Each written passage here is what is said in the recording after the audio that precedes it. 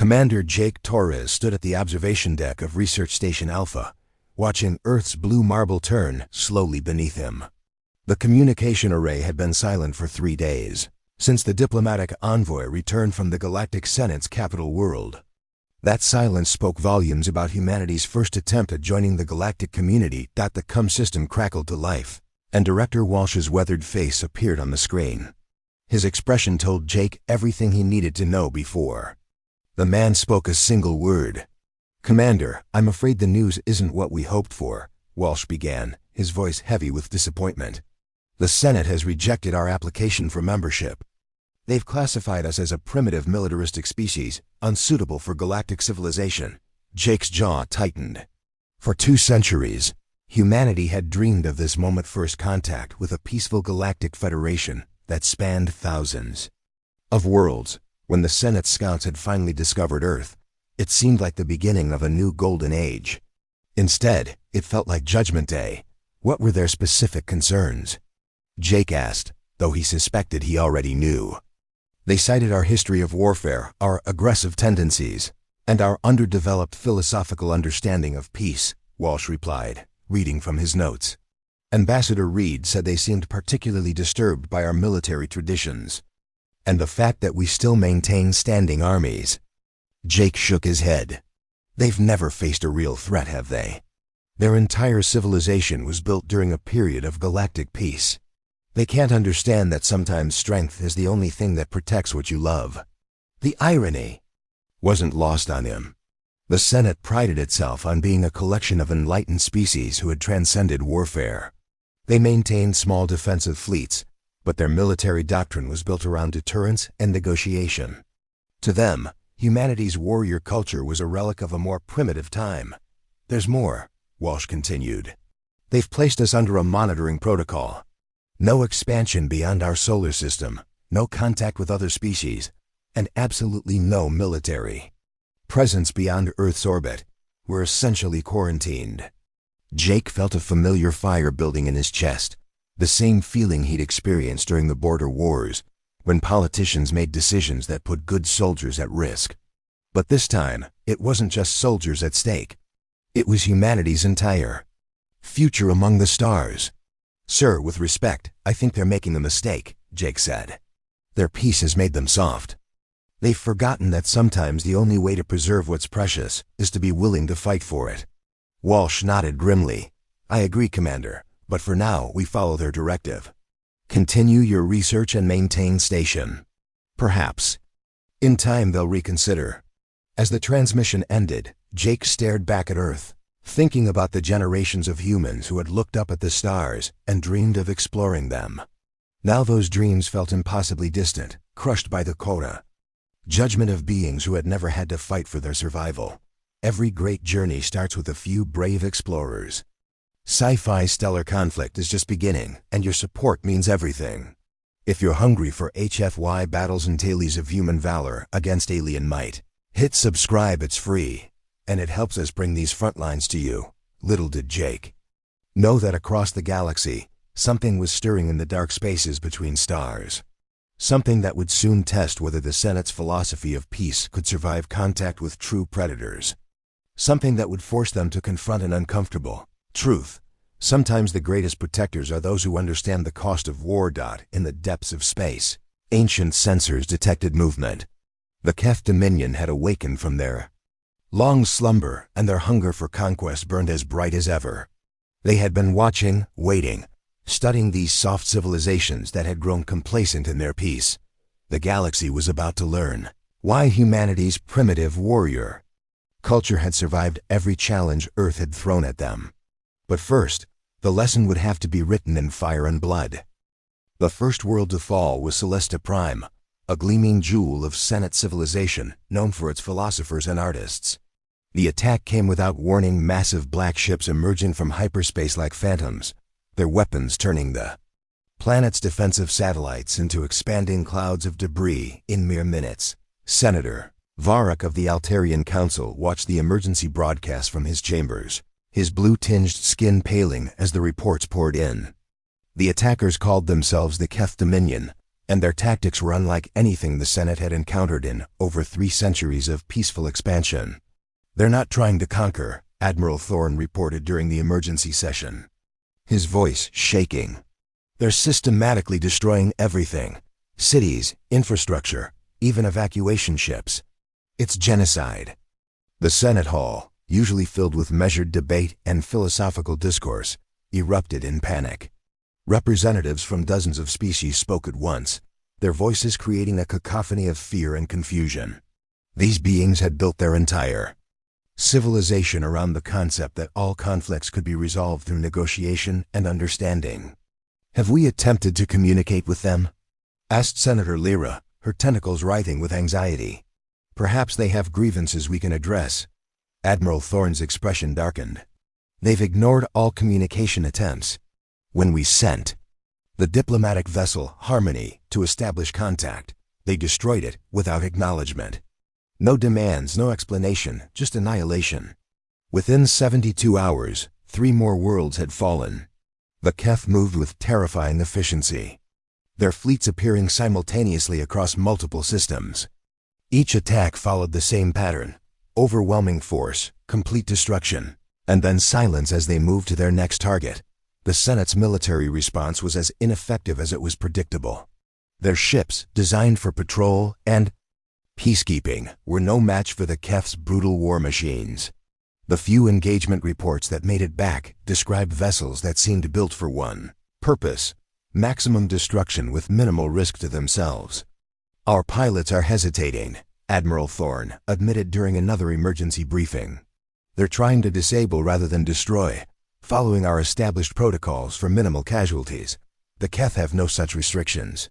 Captain Elena Vasquez, one of the few Senate officers with actual combat experience, stood to address the assembly. Her homeworld of New Madrid had been one of the more militaristic societies before joining the Senate, and she'd been quietly advocating for stronger defense measures for years. "With respect, senators, we're fighting with one hand tied behind our backs," she said, her voice cutting through the chamber's nervous chatter. "The Keth understand something we've forgotten, that sometimes survival requires absolute commitment to victory." The chamber fell silent. Such direct language about warfare was rarely heard in these halls, and many representatives shifted uncomfortably. "Captain Vasquez," Senator Varric said carefully, "surely you're not suggesting we abandon our principles of minimal force and preservation of life?" Elena's eyes hardened. "I'm suggesting that our principles won't matter if we're all dead. The Keth aren't interested in our philosophy. They're interested in our extinction." As if summoned by her words, emergency klaxons began sounding throughout the Senate complex. Admiral Thorne's aide rushed to his side, whispering urgent information that drained the color from the Admiral's face. "Senators," Thorne announced, his voice barely steady, "we've just received word that the Keth have broken through our defense perimeter around the Rigel system. They're moving toward the core worlds. At their current rate of advance, they'll reach Senate Prime in less than 2 weeks." The chamber erupted again, but this time the panic was different. This wasn't fear of distant destruction. This was the terror of prey realizing the predator was at their door. In the chaos, Senator Varric found himself thinking of something he'd dismissed months ago: the rejected application of a species called humanity. The file had mentioned their aggressive tendencies and militaristic culture as reasons for exclusion. Now, for the first time in his long career, he wondered if those traits might actually be valuable. "Admiral," he called out over the noise, "what do we know about species that were rejected for Senate membership on the basis of military capability?" Thorne looked confused by the question. "Sir, there are several, but most are too primitive to be of any assistance, or too far away to matter." "Why do you ask?" "Because," Varric said slowly, "perhaps it's time we reconsidered what primitiveness truly means, and what strength really looks like." The Keth Dominion had given the Senate a brutal education in the difference between peace and weakness. Now the question was whether they could learn fast enough to survive the lesson. The emergency meeting took place in a secured chamber deep within Senate Prime, far from the public galleries where panicked citizens had been gathering for days. Only a handful of the most senior officials were present, their faces grim with the weight of a decision that would have been unthinkable mere weeks ago. Senator Varric activated the holographic display, showing the locations of species that had been rejected for Senate membership. Most were marked in red: too distant, too primitive, or too hostile to contact. But one marker glowed amber: Sol System, home to the humans. "They're only 47 light-years away," Admiral Thorne said, studying the data. "Their application was rejected 8 months ago for what we termed excessive militaristic tendencies." The report noted they maintain significant military forces across multiple branches and have extensive experience with what they call combined arms warfare. Senator Lyra's tentacles curled with distaste. "We're actually considering asking these warriors for help? Have we fallen so far from our principles?" "Our principles are meaningless if we're extinct," Captain Elena Vasquez replied bluntly. "The Keth have destroyed 17 worlds in the past 2 weeks. At this rate, they'll reach Senate Prime in days, not weeks." Varric made the decision that would change everything. "Send a discreet communication to Earth. Not an official Senate request. We can't afford to appear desperate publicly. Frame it as a limited consultation on defensive tactics." 3 days later, the human response arrived. It was brief, professional, and delivered by a woman whose bearing immediately commanded respect even through the holographic transmission. "This is Captain Maria Santos of the United Earth Fleet," she said, her dark eyes steady and confident. "We've analyzed your tactical situation, and frankly, you're in serious trouble. Your defensive doctrine is built for policing, not warfare. Against an enemy like the Keth, you need to think like predators, not prey." The Senate officials exchanged uncomfortable glances. Even asking for help felt like a betrayal of everything they'd built their civilization on. "We're prepared to offer limited assistance," Santos continued, "but we'll need complete tactical authority for any human forces deployed. We don't fight by committee, and we don't follow rules of engagement that guarantee defeat." Senator Varric leaned forward. "What kind of assistance are you offering?" "1 fleet. 57 ships, including our newest heavy cruisers. Approximately 8,000 personnel, all volunteer. We'll deploy to whatever system you consider most expendable, somewhere the Keth are likely to attack, but where a defeat won't cripple your core defenses." The casual way she said "most expendable" sent a chill through the chamber. These humans spoke of warfare like others discussed trade negotiations. "There's one more thing," Santos added.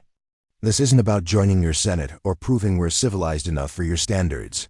This is about stopping genocidal killers before they turn their attention to Earth. If we succeed, we'll consider the debt paid and return to our own space. If we fail, well, that solves your human problem permanently." Admiral Thorne pulled up a strategic map. "The Nexus Prime system," he said after a moment. "It's a minor industrial world, strategically insignificant, but directly in the Keth's path toward the core systems. If you could buy us time there." "We'll hold Nexus Prime," Santos said with quiet confidence. "But understand we hold it our way. No Senate oversight, no restrictions on tactics, and no interference from your peacekeeping forces. When we engage the Keth, we're not trying to minimize casualties or preserve their ships for study. We're trying to kill them all." The transmission ended, leaving the chamber in stunned silence. Senator Lyra was the first to speak. "Are we really trusting our fate to these barbarians?" "No," Varric replied slowly. "We're trusting our fate to the only species in the galaxy that remembers how to fight a war." Within hours, human ships began arriving at Nexus Prime. They moved with a precision that impressed even skeptical Senate observers, establishing defensive positions and conducting drills that looked more like choreographed violence than military exercises. The Keth were coming, and for the first time since the invasion began, someone was ready to meet them with equal brutality. The humans had been dismissed as primitive warmongers, but now the galaxy would learn whether there was wisdom in their savagery. Captain Santos stood on the bridge of the U-East Defiant, watching her crews prepare for battle. They'd been excluded from the galactic community for being too violent, too aggressive, too willing to fight. In the coming hours, they would discover if those traits were actually humanity's greatest gifts to the universe. The Keth Dominion was about to learn why Earth's children had never known a century without war, and why that made them the most dangerous species in the galaxy. The Keth fleet arrived at Nexus Prime exactly as Captain Santos had predicted. Overwhelming force deployed with ruthless efficiency. 347 ships materialized from hyperspace in perfect formation, their dark hulls bristling with weapons designed for maximum destruction. On the bridge of the U.S. Defiant, Santos watched the tactical display with the calm focus of someone who had spent her entire career preparing for this moment. Her 57 ships were outnumbered 6-1, but numbers had never told the complete story of human warfare. "All ships, this is Defiant Actual," she broadcast on the fleet channel. "Remember, we're not here to prove we're civilized. We're here to prove we're effective. Engage pattern Delta 7. Make them regret waking us up." The human fleet scattered like startled birds, abandoning the traditional formation-based tactics that had failed the Senate so spectacularly. Instead, they moved in seemingly random patterns that concealed a deadly purpose, drawing the Keth into a carefully orchestrated trap. The Keth commander, expecting another easy victory against soft Senate forces, ordered his ships to pursue the fleeing humans. It was exactly what Santos had hoped for. "Now," she whispered, and the trap sprang closed. Human ships that had appeared to be retreating suddenly reversed course, emerging from asteroid fields and sensor shadows to strike at the Keth flanks. The U.S. Wolverine, commanded by Lieutenant Commander Alex Chin, led a devastating assault on the Keth left wing, using the planet's gravity well to accelerate beyond normal operational limits. "Target their command vessels first," Santos ordered. "Cut off the head and the body dies." The battle became a masterclass in adaptive warfare. When the Keth tried to regroup, human ships vanished into the system's debris fields, only to emerge behind them with guns blazing. When the Keth attempted to use their superior firepower to clear the battlefield, human vessels used hit-and-run tactics that turned the engagement into a deadly game of cat and mouse. Commander Jake Torres, now leading the U.S. Relentless, found himself in the thick of the action. His ship had taken heavy damage, but he pressed forward, driven by the same determination that had carried humanity through every crisis in their violent history. "Engineering, I need everything you've got," he called out as his ship shuddered under enemy fire. "I don't care if we burn out every system on this ship, we're not backing down." The engineering chief's voice crackled through the comm. "Sir, if we push the engines any harder, we risk core breach." "Then we risk core breach," Torres replied without hesitation. "These bastards want to see what humans are capable of. Let's show them." The Relentless surged forward, its weapons blazing as it carved through the Keth formation. Other human ships followed, their crews displaying the same willingness to sacrifice everything for victory that had confused and disturbed the Senate. What the Keth hadn't anticipated was the human capacity for tactical innovation under pressure. As the battle raged, human commanders began adapting their strategies in real time, sharing information and coordinating attacks with a flexibility that their rigid, formation-based enemies couldn't match. "Captain," her tactical officer reported, "the Keth are trying to withdraw. They're breaking off from the main engagement." Santos smiled coldly. "Let them run. But make sure they remember what they learned here." As the surviving Keth ships fled into hyperspace, the human fleet regrouped around Nexus Prime. They had lost 12 ships and over 2,000 personnel, but they had accomplished something the Senate had deemed impossible. They had stopped the Keth. Advanced. The aftermath brought visitors. Senator Varak arrived aboard a Senate diplomatic vessel, his expression a mixture of awe and discomfort as he surveyed the battle damage. The space around Nexus Prime was littered with the wreckage of both fleets, but the human ships that remained were already conducting salvage operations with ruthless efficiency. "Captain Santos," he said as he boarded the Defiant, "the Senate wishes to express its gratitude for your decisive action." Santos met his gaze steadily. "Save the gratitude, Senator. We didn't do this for you. We did this because someone had to, and we were the only ones with the stomach for it." "The Keth will return," Varak warned. "This was only one fleet. They have dozens more. Then we'll be ready," Santos replied. "The question is, will you?" As word of the Battle of Nexus Prime spread throughout the galaxy, something unprecedented began to happen. Senate worlds that had been preparing for evacuation suddenly found their resolve hardening. The humans had shown that the Keth could be beaten, that their technological superiority wasn't absolute. More importantly, they had demonstrated something the Senate had forgotten in their centuries of peace, that sometimes the only way to preserve what you love is to be willing to destroy those who would take it from you. The galaxy was about to learn whether humanity's greatest export was war itself, or the wisdom to know when war was necessary. The Battle of Nexus Prime became the turning point that military historians would study for generations.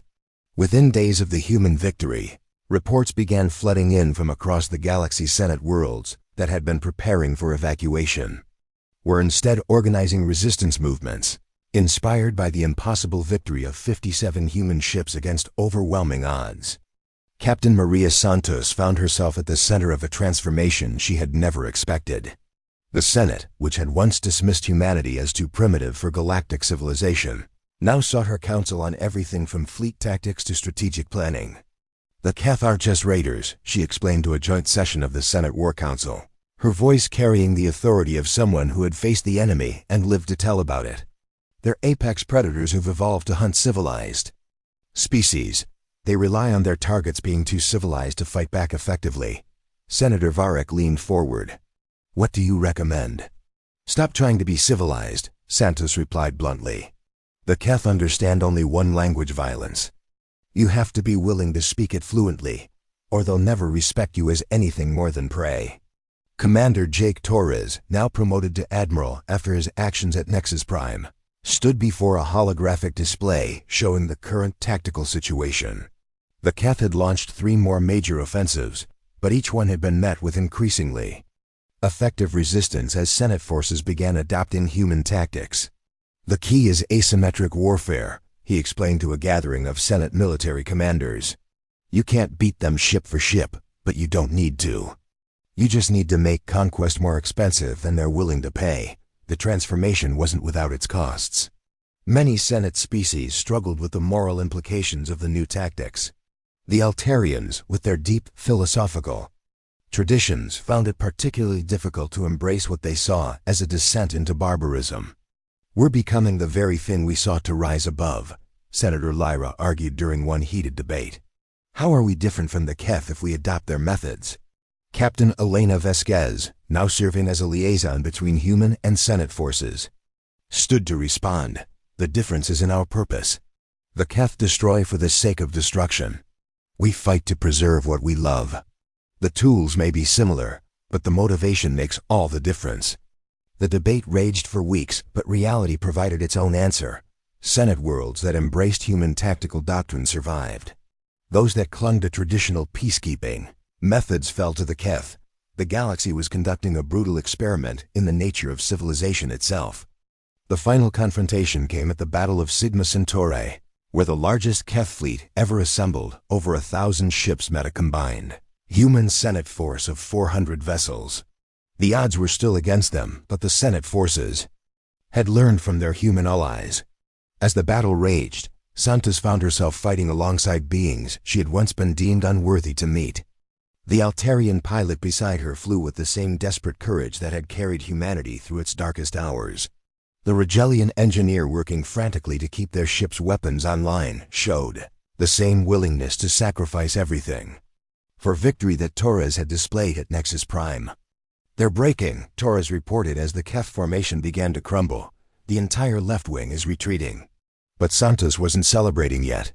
No, she said quietly, studying the tactical display. They're not retreating. They're withdrawing. There's a difference, she was right. The surviving Keth ships gathered at the edge of the system, their commander broadcasting a message that would echo through galactic history. We acknowledge the strength of this alliance. The hunt here is ended. We seek easier prey among the distant stars. With that, the Keth fleet vanished into hyperspace, leaving behind a galaxy forever changed by the encounter. In the aftermath, the Senate reconvened to address humanity's status. The chamber was different now, scarred by battle reports and filled with beings who had learned the hard truth about survival in an hostile universe. The application of the human species for Senate membership, Senator Varric announced, is hereby approved by unanimous consent. But when the official invitation was transmitted to Earth, the response surprised everyone. We appreciate the offer, Came the reply from Admiral Torres, speaking for the United Earth Fleet. But we've decided we don't need your permission to be part of the galaxy. We already are. The transmission continued with a proposal that would reshape galactic civilization. The formation of a new alliance, one that balanced the Senate's wisdom with humanity's strength. Not a hierarchy where some species judged others worthy of inclusion, but a partnership where every member contributed their unique gifts to the common defense. Years later, as Jake Torres stood on the observation deck of the rebuilt research Station Alpha, he reflected on how much had changed. The galaxy was no longer divided between the civilized and the primitive, the worthy and the unworthy. It was united by the hard-won understanding that civilization's greatest strength wasn't its ability to transcend violence, but its wisdom to know when violence was necessary to preserve what mattered most. The stars that had once seemed impossibly distant now felt like home. And humanity, once dismissed as too savage for galactic society, had proven that sometimes the greatest protectors are those who understand the true cost of peace. The galaxy had learned to speak the language of war, but more importantly, it had learned when that language was necessary. And in that balance between strength and wisdom, a new kind of civilization was born, one that would never again mistake peace for weakness or civilization for submission. The humans had been ignored, dismissed, and excluded. But when the galaxy needed them most, they had proven that respect was never about permission. It was about what you did when everything was on the line. And humanity had done what it did best, whatever it took to protect what they loved.